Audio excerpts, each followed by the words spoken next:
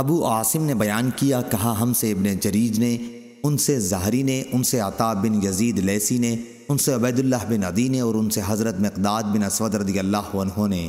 دوسری سند امام بخاری رحمہ اللہ نے کہا، اور مجھ سے اسحاق بن منصور نے بیان کیا، کہا ہم سے یعقوب بن ابراہیم بن سعد نے، ان سے ابن شہاب کے بھتیجے محمد بن عبداللہ نے اپنے چچا محمد بن مسلم بن شہاب سے بیان کیا، انہیں عطا بن یزید لیثی نے ثم الجندعی نے خبر دی، انہیں عبداللہ بن عدی بن خیار نے خبر دی، اور انہیں مقداد بن عمرو کندی رضی اللہ عنہ نے۔ وہ بنی زہرہ کے حلیف تھے اور بدر کی لڑائی میں رسول اللہ صلی اللہ علیہ وسلم کے ساتھ تھے۔ انہوں نے خبر دی کہ انہوں نے رسول اللہ صلی اللہ علیہ وسلم سے عرض کیا، اگر کسی موقع پر میری کسی کافر سے ٹکر ہو جائے اور ہم دونوں ایک دوسرے کو قتل کرنے کی کوشش میں لگ جائیں اور وہ میرے ایک ہاتھ پر تلوار مار کر اسے کاٹ ڈالے،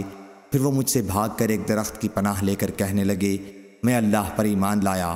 تو کیا یا رسول اللہ اس کے اس اقرار کے بعد پھر بھی میں اسے قتل کر دوں؟ حضور صلی اللہ علیہ وسلم نے فرمایا کہ پھر تم اسے قتل نہ کرنا۔ انہوں نے عرض کیا یا رسول اللہ وہ پہلے میرا ایک ہاتھ بھی کاٹ چکا ہے اور یہ اقرار میرے ہاتھ کاٹنے کے بعد کیا ہے۔